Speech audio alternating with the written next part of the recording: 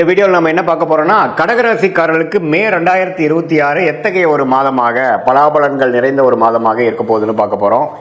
Scientific வேதிக் astrology முறையில் எந்த விதத்திலும் மிகைப்படுத்தாமல், பரிகாரங்கள் அது மாதிரி மூடநம்பிக்கையில் போகாமல், உள்ளது உள்ளவாறு எப்படி ஒரு கிரகம் ஒரு மாதிரியான இடத்துல சஞ்சரிக்கும் பொழுது, பயிற்சி பெறும் பொழுது எது மாதிரி தாக்கத்தை கடகராசிக்காரர்களுக்கு 2026 மே மாதம் கொடுக்க போகிறது அப்படிங்கிறத துல்லியமாக மிகைப்படுத்தாமல் இந்த வீடியோவில் நம்ம பார்க்க போகிறோம். பாருங்க, கடகராசிக்கு குரு 12ஆம் இடத்திலே நீடித்திருக்கிறார் மாதம் முழுவதும். அதே மாதிரி சனி 9ஆம் இடத்திலும், ராகு 8ஆம் இடத்திலும், கேது 2ஆம் இடத்திலும் நீடித்திருக்கிறார்கள். எந்த வித மாற்றங்களும் மே மாதம் இருக்க போறதில்லை. ஜூன் மாதத்துக்கு அப்புறம் ஆகிற குரு பயிற்சி தான் பார்த்தீங்கன்னா கடகராசிக்கு ஒரு அற்புதமான ஒரு பயிற்சியாக வந்து ராசிக்குள்ளேயே வரார். அதை நம்ம அப்புறம் பார்ப்போம். பட் இந்த மே மாதம் பொறுத்த வரைக்கும் பார்த்தீங்கன்னா 12ஆம் இடத்துல குரு இருந்தாலும் வரக்கூடிய ராசிக்குள்ள வரக்கூடிய பயிற்சி ஃபவுண்டேஷன் விஷயங்களை செய்வார்ங்கிறத நம்ம மறந்துடக்கூடாது. ஸோ அடுத்த ஒரு கட்ட நடவடிக்கை நல்ல முன்னேற்றம் அது மாதிரி சில விஷயத்துக்கு வேணுங்கிற அடிப்படையான சில விஷயத்தை கொடுக்கக்கூடிய ஒரு அற்புதமான மாதமாக கடகராசிக்காரர்களுக்கு 2026 மே மாதம் வருகிறது. குறிப்பாக சொல்ல போனால் முதல் 2 வாரம் வந்து ஃபர்ஸ்ட் ஆஃப் ஆஃப் மே மாதம் வந்து செவ்வாய்கிற ராஜயோகாதிபதி சனியோட சேர்ந்துருக்கிறது கொஞ்சம் தவறு. ஆனால் 3rd and 4th week second of of May மாதம் பாருங்க, செவ்வாய்ங்கிற ஒரு 10ஆம் இடத்துல திக்பலம் பெறுறார். அதாவது நல்லா 10ஆம் இடத்துக்கு வந்து வரும்போது அருமையான விஷயம்.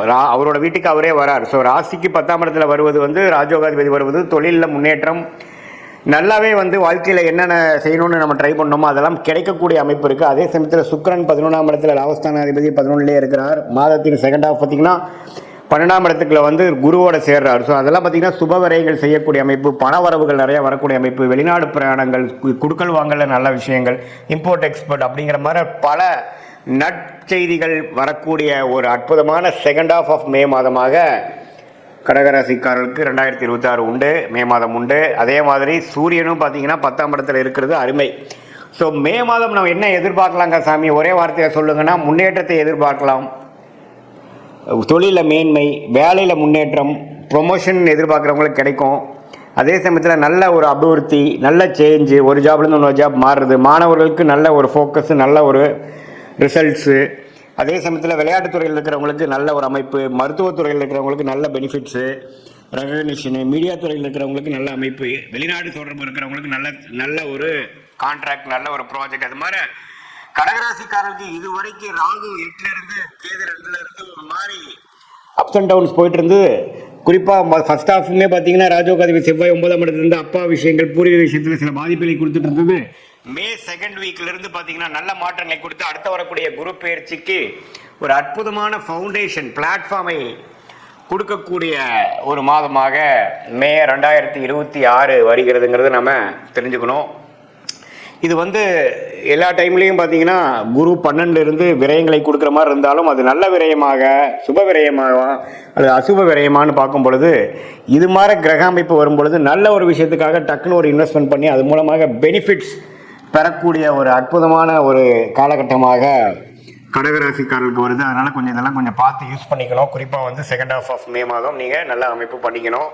இது பொதுவான பலனை தவிர உங்களுடைய ஜென்ம ஜாதகத்தில் நீங்கள் வந்து பிறந்த தேதி, பிறந்த நேரம், பிறந்த உரை கொடுத்து திருக்கணித பஞ்சாங்கத்தில் நம்ம ஜாதகத்தை போட்டு உங்களுக்கு என்ன நட்சத்திரத்தில் நீங்கள் பிறந்தீங்க, ஆயிலை நட்சத்திரமா, பூச நட்சத்திரமா, புனர்பூச நட்சத்திரமா, அதே சமயத்தில் அந்த லக்னம் எந்த லக்னத்தில் பிறந்தீங்க, லக்னாதிபதி எப்படி இருக்குது, அந்த லக்னத்துக்கு எந்த மாதிரி யோகமான தசைகள் போய்கொண்டு இருக்கிறது அப்படிங்கிறதெல்லாம் நம்ம பார்க்கும் பொழுது அது யோகமான திசையா, சுமாரான திசையா, இந்த கோச்சார் அமைப்பாகிய சனிப்பயிற்சி, குரு பயிற்சி இதெல்லாம் நம்ம இப்போ போயிட்டு இருக்கு இல்லைங்களா, அதெல்லாம் சேர்த்து வைத்து பார்க்கும் பொழுது கடகராசிக்கு எத்தகைய ஒரு அமைப்பு வந்து அடுத்த வரக்கூடிய ஷார்ட் டேர்ம் எப்படி இருக்குது, அடுத்த வரக்கூடிய 6 மாதம், 8 மாதம், 10 மாதம் எப்படி இருக்குது, எது மாதிரி திசையில் நம்மளுடைய வாழ்க்கை திரும்புகிறது, எது மாதிரி சாய்ஸ் நம்ம எடுக்கலாம், வேலை வாய்ப்பா, தொழிலா, சில பேர்த்துக்குலாம் பார்த்திங்கன்னா வேலைக்கு போகிறது தான் பெஸ்ட்டு, சில பேர்த்துக்கு பார்த்திங்கன்னா தொழில் பண்ணுறது தான் நேச்சுரலாக நல்லா வரும். ஸோ எது மாதிரி அமைப்புகள் அவங்க இருக்காங்க, எந்த பாவம் வந்து வலுத்திருக்கு,